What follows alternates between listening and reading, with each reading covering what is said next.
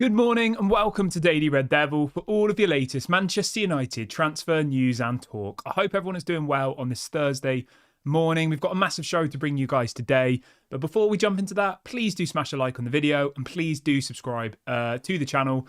Get involved. On the show today, we're going to be talking about the future of Raphael Varane, with Manchester United apparently open to offers in the January transfer window. We'll be exploring who it looks like his replacement will be, with Jean-Claire Todibo apparently the top runner for the new centre-back at Manchester United. We will, of course, be talking about the game last night against Galatasaray. Lots of other stuff to get involved in. So do make sure to get involved in the comment section. Get involved in the live chat. Let me know your thoughts on everything we discuss on this morning's show. Where do we start? I mean, I'll say this, right? Last night's game was absolutely crazy. It was one of the most mental games of football I've ever seen. There was no defending really from either team. It was end to end for 90 minutes. But what I will say is this. Galatasaray didn't create any opportunities. Other than their 3 goals, which were all, let's be honest, bad mistakes from Onana, they didn't create any clear-cut opportunities. I don't remember one clear-cut opportunity where they should have scored and they didn't. We created so many. We should have been winning that game comfortably. Comfortably. None of the goals they scored should have gone in. The first free kick, okay, if it happens once, maybe you say, okay, maybe the atmosphere got to Onana. But for 10 minutes later, for him to concede pretty much exactly the same goal, like, that can't happen in professional football. The first one, you get over. You say, fine, goalkeepers make mistakes. You know, the atmosphere was maybe too much for him. But for him to concede a like-for-like goal, a free kick, that was literally like a pea roller rolling at him twice in the space of about 10, 15 minutes. Like, that cannot happen at the top level. And then the third goal, for him to concede on his near post, where he stood pretty much on that post, that shouldn't happen either. You know, you saw the Bruno Fernandes goal, you saw the Garnacho goal. Like, both of those goals were very difficult for the goalkeeper to save, whereas all 3 of the Onana goals were his fault. They were. The thing is, right, in the Premier League, Onana has really, really come on leaps and bounds, and he's been quite decent in the last 3 games. He hasn't conceded a goal for 3 games in the Premier League. Now, my biggest judgment will be after Saturday's game, isn't it, against Newcastle? Because he didn't concede against Everton, he didn't concede against Luton, and he didn't concede against Sheffield United, right?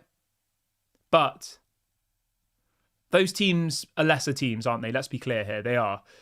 He still made some good saves, he still played well, but this Saturday, when we play Newcastle, that's when I'm going to really, really be judging him, because if he has another stinker against Newcastle, like as bad as today, you've got to change the goalkeeper. I'm not saying get rid of him, I'm not saying sell him, I'm just saying that, you know, if that was a player in another position, they would be put on the bench. You know, we saw what happened to Varane. I mean, I don't think Varane did anything really wrong and he's been benched. You saw what happened to Maguire last season, made a couple of big mistakes and he was benched and didn't play for a whole season. You know, the list goes on and on and on. And these players need to know that if they don't perform, they won't get picked. It's simple as that. Because I know it's slightly different with a goalkeeper. I know goalkeepers obviously need a bit more protecting than outfield players, because it's not like you can just, you know, constantly get rid of goalkeepers. Like, you have to try and make it work. And I did think that we turned over a new corner with Onana. I really, really did. But this morning, after sleeping on it, I am just feeling frustrated. Obviously, Copenhagen drew with Bayern Munich last night, so we have to win. If we draw against Bayern, we're out. The only way we can now qualify for the next round is if we win and Copenhagen and Galatasaray draw in the last game. Could that happen? I mean, it could happen. I don't think it's, you know, I don't think it's unlikely. There's a lot of ifs and buts. The only thing that kind of worries me about that situation is, obviously, we control our own future. Bayern Munich haven't lost the Champions League group stage game for 6 years. That scares me a bit, but then at the same time, they've already, you know, qualified in first place. They drew last night, 0-0. Are they going to maybe play a lesser side against us, potentially? I wouldn't be surprised if we beat Bayern Munich. I wouldn't. I'm not saying we're going to go out and thrash them, you know, maybe 1-0 or something. I would not be surprised at all. Purely just based on the current circumstances. We're at home. Bayern Munich don't need to win. They've already qualified top of the group. It will be in a period where there's lots and lots of football. It's in obviously December, where the football is 2-3 games a week for most clubs. Maybe they'll try and rest some players, and maybe we'll get the win. I would still say it's 50-50, but I'm not like, oh, we're going to get battered by Bayern Munich, because I think when we played them away at the Allianz Arena, we actually were the better team, to be honest. And again, it was mistakes from Onana that cost us the game. The big question mark is the Galatasaray-Copenhagen match for me. Who knows? Stranger things have happened in football.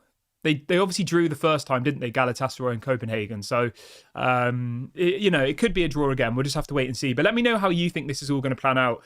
And also let me know, do you think, would you like to go into the Europa League, or would you rather just go out of Europe altogether?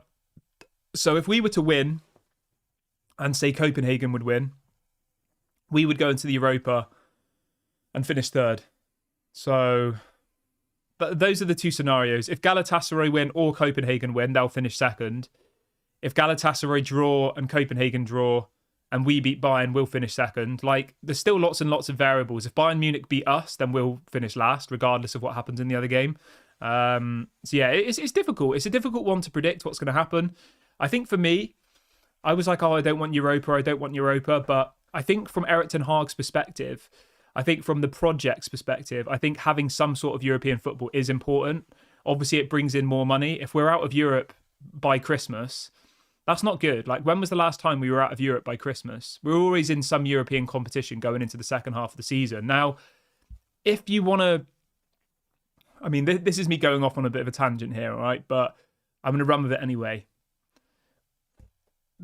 Just to be clear, I'm not saying we're going to win the Premier League, right? We're not. But we're only 6 points off the top. You know what football's like. Imagine if we beat Newcastle on Saturday and other teams draw or lose or whatever. We're not that far off the top. Is there a world where if we did get knocked out of Europe, it would at least mean we could then qualify for the Champions League and finish fourth in the Premier League, or maybe push up the table a little bit? That is a possibility. Will it happen? I don't think so. When you've got a team that could be 2-0 up, concede a goal, score another goal, concede another 2 goals, that's not a Premier League winning team for me. I think our attack's looking a lot more fluid, a lot more exciting, and we're scoring goals, good goals.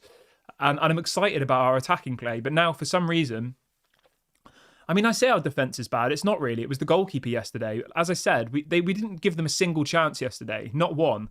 The only chances they scored were 3 very dodgy goals that Onana should be saving. So I'm not going to sit here and criticise Harry Maguire, Lindelof, because I don't think any of them were at fault.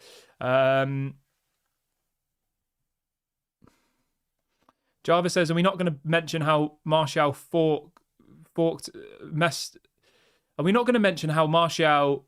messed up Onana on that second goal, or is it not in the Onana blame game? Mate, watch back all of the goals. He should be saving them. We can pick out tiny little minute details and say, oh, Maguire had his hand up in the air, which distracted Onana because his hand was a distraction, or some tiny little detail. All 3 of those goals, a goalkeeper of his level should be saving. A goalkeeper that cost £50 million playing for one of the biggest clubs in the world in a Champions League match should be saving. There was a stat that came out yesterday that over the last 5 seasons in the Champions League, Onana has made the most mistakes that have led to goals out of any goalkeeper in any team in the Champions League in the last 5 years. So it's not like this is just a one-off. As I said, the first goal, I would have been happy to just say, the atmosphere got the better of him and move on. But for him to concede a like-for-like goal, not that long later, and then to concede another third goal on his near post, you can't just forget that. Edison says we will not beat Newcastle. Mate, I don't know. The thing is, right, I didn't think we would beat Everton. I didn't think we would get anything against Galatasaray. I think the team is improving. I don't think we're giving away that many opportunities. I think we are creating opportunities. I think yesterday we had 2 or 3 chances to win that game and we didn't. We should have definitely punished them. Pellistri had 2 or 3 opportunities to score and he didn't. Richie says Onana will cost Erik ten Hag his job. Fair enough. Somebody says, Kieran, I admit that Onana was to blame, but this is football mistakes is bound to happen in football. Mate, I agree with you 100%. Everyone's human, but my point here is, right, to make 3 mistakes of that magnitude in one game of football, you can't just say, oh, people make mistakes. 1 mistake, fine, you move on from it. 2 mistakes, if you still win the game, you're like, oh, that was, maybe a little bit lucky. But 3 mistakes in one game of football, that's a lot, isn't it? Ishmael says Pellistri should learn to pass. Yeah, I mean, Pellistri, when he came on yesterday, really, really didn't help. Al says, no, I don't want Europa League. We can't afford to play the extra games. Our squad is too thin. Yeah, because the thing you have to remember is, right, if we go into the Europa, we'll have to play that extra game again. Remember last season, we had to play a game against Barcelona, didn't we? We would have to do that. So we'll have to play the teams who finished second in the Europa group stage, if that makes sense. Because that's just the new rule they've brought in. They want to drag out the competitions more. So just like last season, we'd have to play an extra game before we even get to the round of 16. So we'd go into the round of 32 in Europa. I mean, at the moment, teams that are second, you've got Freiburg, Brighton, Rangers, Sporting Lisbon, Toulouse, Villarreal, Roma. I mean, I'll be honest with you, all of those teams are probably our level now. Arguably, I would say most of those teams are better than Galatasaray. I'd say Roma are better than Galatasaray. Villarreal probably are. Sporting Lisbon are. Rangers, I'm not sure about. Brighton definitely are. Freiburg, I'm not sure about. But of those teams who are second in the Europa League at the moment, who we would have to play if we did get knocked out of the Champions League, I would say most of them are better than Galatasaray. Definitely better than Copenhagen. Obviously not as good as Bayern Munich. But, you know, would we even get past the round of 32 in the Europa? I mean, that's the question. Which is pretty embarrassing to be even having those thoughts, but you've got to be realistic, you know? How did we do last season in the Europa? I can't even remember. Just having a look. So last season, we didn't even finish top of our group. We did. We finished on 15 points. Yeah. I mean, last season our group was Sheriff, Omonoya, and Real Sociedad. Let's see what else people are saying. Tony says the bottom line is now we're scoring goals. Somebody says, do you think that Manchester United could knock out Real Madrid in the round of 16? The thing is, right, I've got a bit of a controversial take on this, right? I actually think that we're going to improve throughout the season. I think if we do qualify, I think we might actually hold our own in the next round of the Champions League, and I don't think we'd get battered, to be honest. Obviously, it could still happen. That's just an opinion. But I think we are improving. And I think by the time the round of 16 comes around, which is what, January, February, I think the team will be in a much better place. You'll have Martinez back. We'll probably have signed a few people in January. So, yeah, I think a lot can... Oh, my camera's just gone. There we go. Yeah, I think by the time January, February comes, like, we definitely can be a better team. And I think we could potentially go and beat someone like Real Madrid. Just watching my camera there on the screen. I don't know what happened there. This camera I've got seems to like to move about quite a lot. Have to buy myself a new camera at some point, won't I? Let's have a look at what else we got. Franco says, I bet the magnitude of the hostile atmosphere got to Onana because we should have drawn that game. We shouldn't have drawn that game. Yeah, I would agree with you, mate. I would. And like, you know, I still back Onana. I still think he should be picked against Newcastle on Saturday. He's still got my full back in. But it can't continue is what I will say. If we get knocked out of the Champions League, you have to look at those key moments. You have to look at the Bayern Munich game where he let in a dodgy goal. We could have won that game. We were the better team. You've got to look at the game yesterday where we shouldn't have conceded one goal, in my opinion. I don't think they even had any opportunities whatsoever to score, really. We had so many opportunities to score and win that game. If that was a Liverpool side, or if that was a Man City or an Arsenal or Chelsea or, you know, maybe not a Chelsea, but you know what I mean? Any of those top teams in the Premier League, they would have gone and won that comfortably. They were so open at the back. They were playing like 6 attackers up front and no midfield and pretty much a defence. It was like 6 players here, nothing in the midfield and then defence. So every time we got the ball, we could just counter and we were in on goal within about 10 seconds. Yeah, so, and I'll tell you what, right? A lot of the players did play well. Garnacho had a good game. Anthony had a good game. I think Wan-Bissaka did all right. Dalot did all right. You know, like they all did quite well. It was just the goalkeeper for me. And it's just frustrating. What else we got? Right, let's talk a little bit about Rafael Varane then. So this story's come out from The Athletic this morning saying that Manchester United are now willing to listen to offers for Rafael Varane in the January transfer window. Now, I'll be honest with you, this story completely echoes what my thoughts are. I said this on the match preview for the Galatasaray game. I said, if Varane doesn't start in a game of this magnitude, he should go in January. I just think you've got somebody sat on the bench who's won 5 Champions Leagues, a World Cup, is still only 30 years old, and is apparently fit and available to play. If you're not picking him in a game of that magnitude, then get rid of him. I'm not questioning Erik ten Hag's decision, by the way. If he doesn't think he's the right person for the team, if there's something he doesn't like about him, I back Eric Ten Hag 100%. I'm just looking at this from an outside perspective. You can't have somebody sat on the bench, who's that decorated in football on £350,000 a week. You can't. So he has to go in January for me now, 150%. If he's not going to be played, which he clearly isn't, then get rid of him. It's as simple as that for me. So for me now, let's do a poll on it though. Let's see what everybody thinks. Everybody's just joined. Please smash a like on the video and please subscribe if you haven't already. Get involved. I'm just going to set up a poll. So everybody go and like the video quickly. Should United sell Varane in January?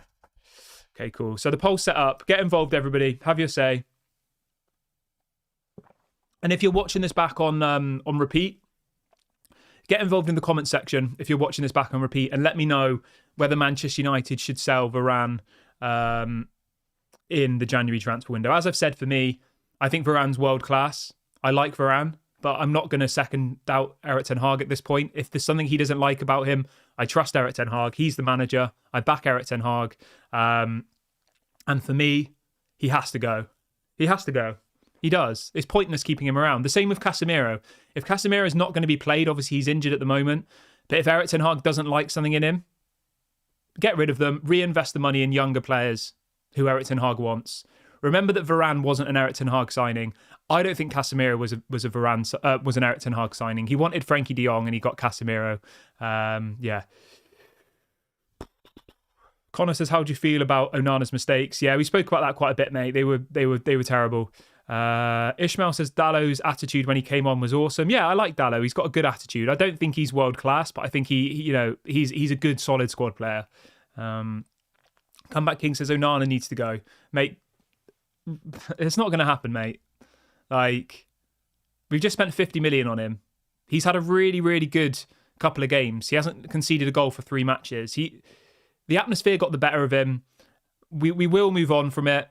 We will, hopefully, some fans will let it go. Some people will already want rid of him, James says, I hate the tiresome Europa. I would rather concentrate on finishing as high in the league as possible. Yeah, mate, I get you. I do. And I think, you know what, in some ways, James, that us not having Europa football would actually improve the quality of the football. Because the thing that I've said to you guys many, many times before, and people don't seem to want to listen to it, is Manchester United have been playing 2 or 3 games a week since Eric Ten Hag came in, as well as having a World Cup. How are you supposed to implement your own tactics and your style of play when you're probably only doing 1, maybe 2 training sessions a week? If you're playing 3 matches in a week, right? Obviously, the day after a game, they'll usually have either a day where they have massages and, cool, I can't remember what you call it, but a de-stress day. So it won't be proper training. Then they'll probably train the next day. And then it's there's another game in a day's time. So each week they probably train maybe 2-3 times a week tops. Whereas you look at a team like Tottenham, they play 1 game of football per week. They probably have 5 days of training per week. Double the amount of Manchester United has. So I kind of agree with you there. Scott says there's only one Eric Ten Hag signing that has been decent, and that is Højlund. Yeah, fair enough. Fair enough. I don't know if I agree with you completely though, mate. What about Martinez? Do you not think Martinez was a good signing? I really like Martinez. I think Malacia for 10 million, you can't really say that was a bad signing either. Christian Eriksen for free. I think you can't really complain about Christian Eriksen for free, can you? Really? Yes, he's maybe not as good as he was before, but for free, I think it's an okay signing. Mason Mount, definitely questionable. Casemiro, I think, was our best player last season. So I don't think you can say that was a bad signing. I think there's question marks over whether it was a good recruitment in the big picture for the long term. But I think last season it did really help us. So I think it's a little bit unfair to say that Højlund is our only good signing, to be honest. But obviously that's up to you. If that's what you think, then that's completely fine. So yeah, obviously if Varane goes, we will then go and sign Jean-Claire Todibo. That's what's being reported. Around £30 million would be the asking price. The only issue we have here, though, is Nice are doing very, very well in the French league at the moment. I believe they're either first or second. And the question I have now is, will Nice want to sell Jean-Claire Todibo? They're 1 point off PSG, second in the table. We're only 13 games into the season, though, remember. Still, how many games have they got? There's only 18 teams in the French league. That's quite weird, isn't it? So they've still got about 20 games of football left to play, but they're on a really good run over there. So we'll have to wait and see what happens there. But I'm going to wrap the video up there, everybody. Please do get involved in the comment section and let me know. Let me know whether you think Varane should be sold. Let me know how you're feeling about everything at Manchester United at the moment. I always like to see what you guys have to say. I will be back later on today at about 6:30 p.m. UK time. Obviously, if anything breaks during the day, I always go live. So make sure you subscribe. Make sure you smash the like button before you go. This has been Daily Red Devil. Thank you so much for watching, and I'll speak to you all a bit later. Have a nice day, everyone.